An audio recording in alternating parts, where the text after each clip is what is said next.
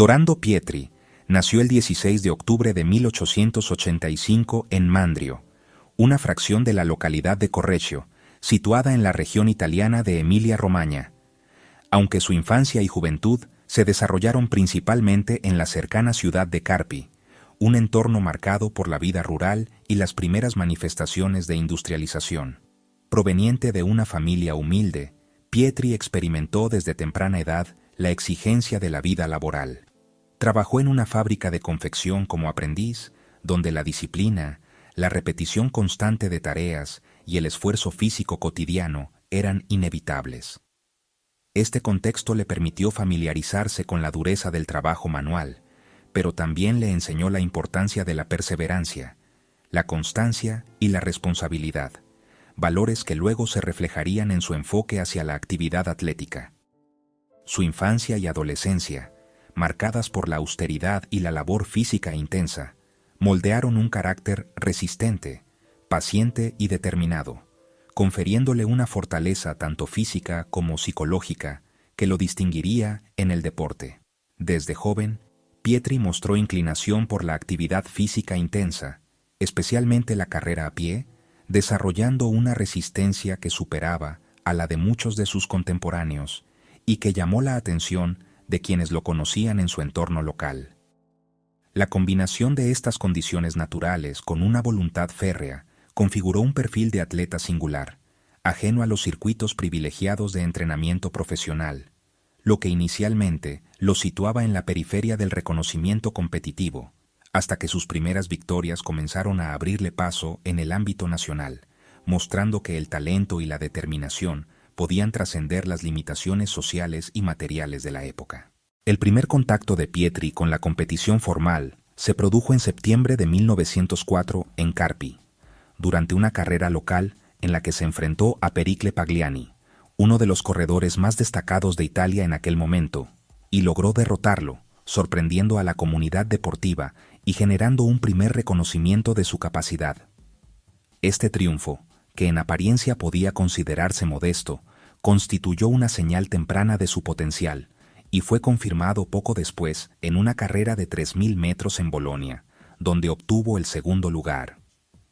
Su trayectoria inicial refleja un proceso de autoformación y autoconstrucción de su carrera atlética, en el que la perseverancia, la observación de sus propias capacidades y la disciplina personal se impusieron a la falta de recursos, de apoyo institucional y de entrenamiento profesional. Pietri no contaba con entrenadores especializados ni con instalaciones adecuadas. Su progreso dependía del rigor de sus entrenamientos, de la experimentación constante y del ajuste de su técnica a partir de la práctica, mostrando una capacidad extraordinaria para aprender y adaptarse de manera autónoma, rasgo que se convirtió en una característica central de su éxito posterior. En 1905, Pietri obtuvo su primer éxito internacional al ganar una carrera de 30 kilómetros en París, lo que evidenció su notable capacidad de resistencia en distancias prolongadas y su aptitud para competir con atletas de alto nivel fuera de Italia. Este logro internacional consolidó su reputación emergente y le permitió adquirir experiencia en circuitos más competitivos. En 1906, triunfó en una maratón clasificatoria en Roma, asegurándose un lugar para los Juegos Intercalados de Atenas, donde tuvo una actuación destacada pero limitada por circunstancias físicas. Lideraba la carrera con una ventaja de 5 minutos, pero se vio obligado a abandonar debido a problemas intestinales derivados del esfuerzo extremo y las condiciones de la prueba. Esta experiencia mostró, de manera dramática, la fragilidad de la condición humana frente a la exigencia física máxima de la maratón, pero al mismo tiempo reveló la fortaleza de su voluntad y su capacidad de recuperación emocional. Lejos de desanimarle, reforzó su determinación de alcanzar la élite del atletismo internacional.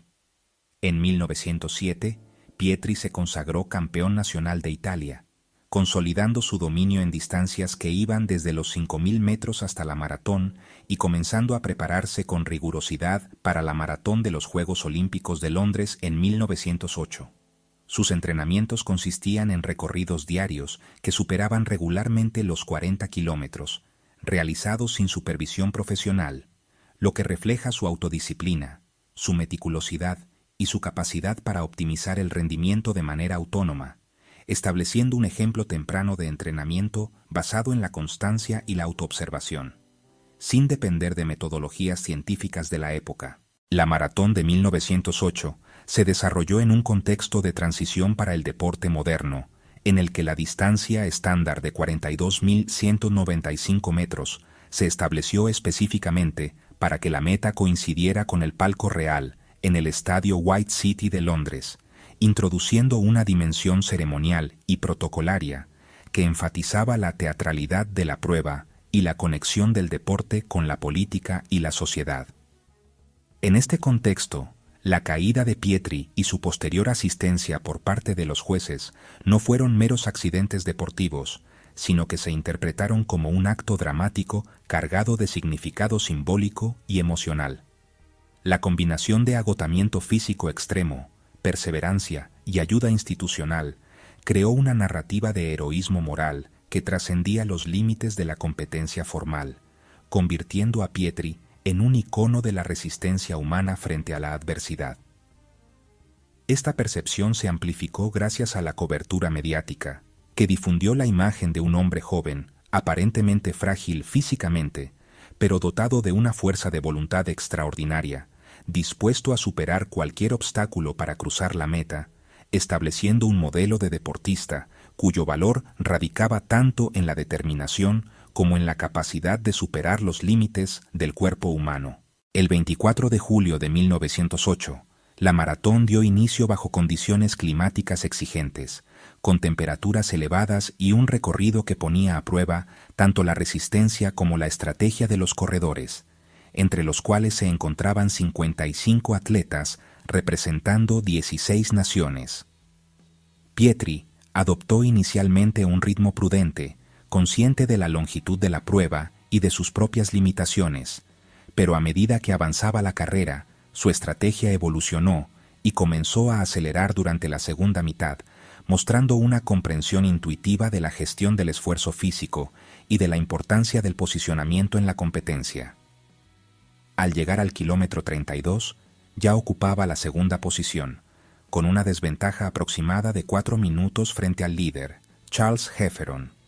Sin embargo, la fatiga acumulada y el sobreesfuerzo lo llevaron a una situación crítica en los kilómetros finales. Al ingresar al estadio White City para la última vuelta, Pietri se encontraba visiblemente agotado, desorientado y tambaleante. Tropezó en varias ocasiones y recibió ayuda de los jueces para poder cruzar la meta, marcando un tiempo oficial de 2 horas, 54 minutos y 46 segundos. Aunque cruzó primero, la asistencia recibida resultó en su descalificación, otorgando la victoria oficial a Johnny Hayes. No obstante, la escena impactó profundamente a los espectadores y a la prensa, y la reina Alexandra le otorgó una copa de plata en reconocimiento a su esfuerzo y valentía, consolidando su imagen como símbolo de sacrificio, resistencia y heroísmo moral, anticipando una visión del deporte que valoraba la perseverancia y la integridad tanto como el resultado formal. Tras los Juegos Olímpicos, Pietri alcanzó fama internacional y fue invitado a competir en Estados Unidos, donde se enfrentó nuevamente a Johnny Hayes en el Madison Square Garden de Nueva York en noviembre de 1908. La competencia, celebrada ante decenas de miles de espectadores, adquirió un carácter más de espectáculo que de prueba estrictamente atlética, con condiciones adversas que incluían polvo y humo de tabaco, lo que aumentaba la dificultad y la espectacularidad del evento. Pietri ganó por media vuelta, consolidando su estatus de celebridad internacional y demostrando que su atractivo mediático se basaba tanto en la narrativa de sufrimiento, resistencia y entrega total como en su capacidad atlética. Durante los años siguientes, participó en 46 pruebas profesionales, obteniendo victorias en 17 de ellas y estableciendo su mejor marca personal en maratón en Buenos Aires en 1910 con un tiempo de 2 horas, 38 minutos y 48 segundos. Su retiro definitivo del atletismo competitivo se produjo en 1911 en Gotemburgo, Suecia, a la edad de 26 años. Posteriormente, Su vida estuvo marcada por intentos de negocios fallidos y trabajos modestos en San Remo, hasta su fallecimiento el 7 de febrero de 1942, dejando un legado que trascendió su carrera deportiva. La influencia mediática de Dorando Pietri constituye un elemento central para comprender no solo la construcción de su fama, sino también la transformación del deporte en un fenómeno de masas durante las primeras décadas del siglo XX. La Maratón de Londres de 1908 ofreció a los medios una narrativa cargada de emoción, sacrificio y heroísmo moral, elementos que resultaban irresistibles para la prensa europea y estadounidense, ansiosa por historias que combinaran la hazaña atlética con un componente humano dramático. Los periódicos no se limitaron a informar los resultados oficiales.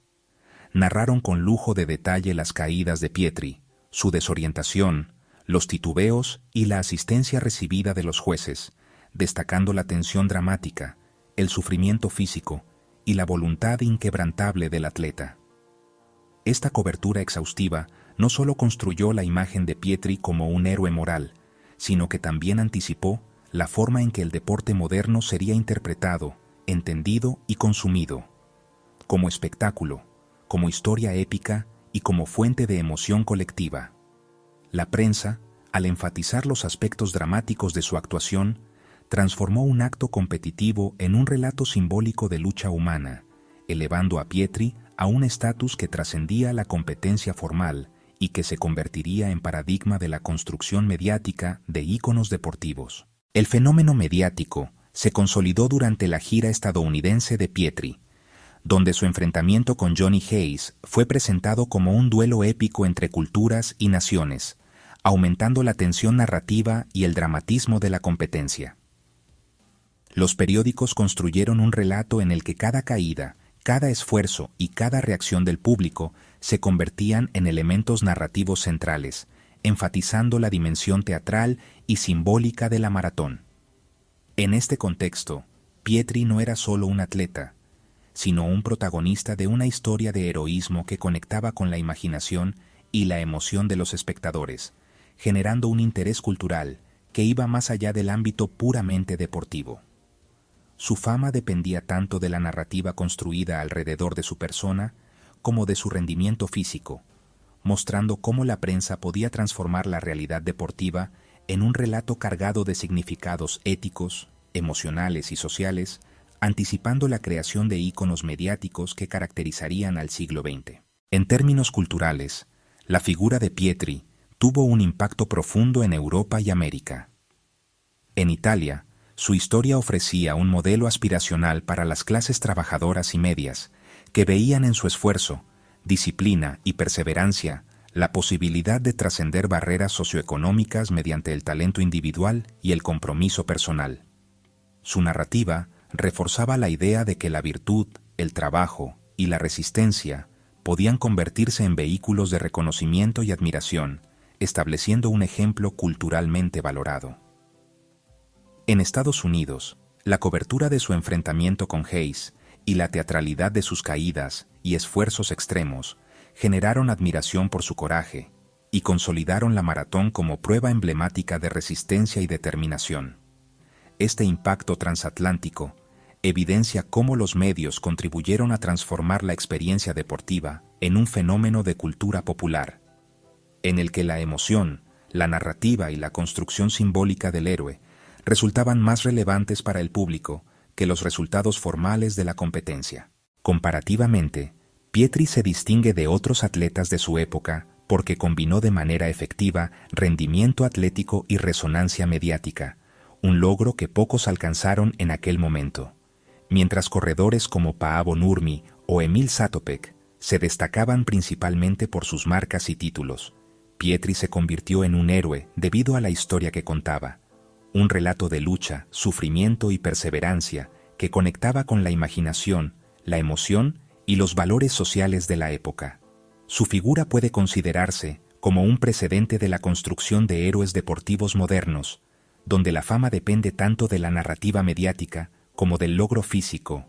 demostrando que el impacto cultural de un atleta puede ser tan relevante como su rendimiento competitivo.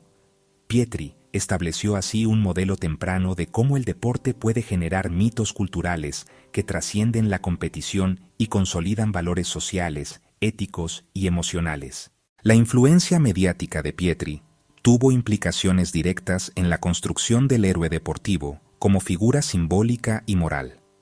Su historia demostró que el valor de un atleta no reside únicamente en la obtención de títulos o medallas, sino en la capacidad de inspirar y generar admiración mediante el esfuerzo, la perseverancia y la dignidad ante la adversidad. La cobertura de su maratón creó un arquetipo de héroe moral que se convirtió en referencia para generaciones de atletas y para la percepción social del deporte. Pietri mostró que la narrativa, la emoción y la representación simbólica pueden ocupar un lugar central en la valoración del logro deportivo,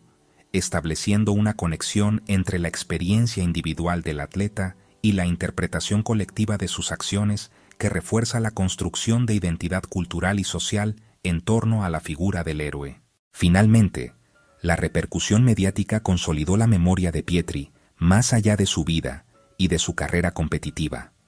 Aunque sus años posteriores estuvieron marcados por dificultades económicas y esfuerzos por emprender negocios sin éxito, la atención constante de los medios y la narración de sus hazañas aseguraron que su historia permaneciera viva en la cultura popular, en la memoria colectiva y en la historia del deporte. Pietri no solo se convirtió en un referente de resistencia humana, sino también en un ejemplo paradigmático de cómo los medios pueden transformar la experiencia deportiva en mito cultural y construir íconos de carácter universal,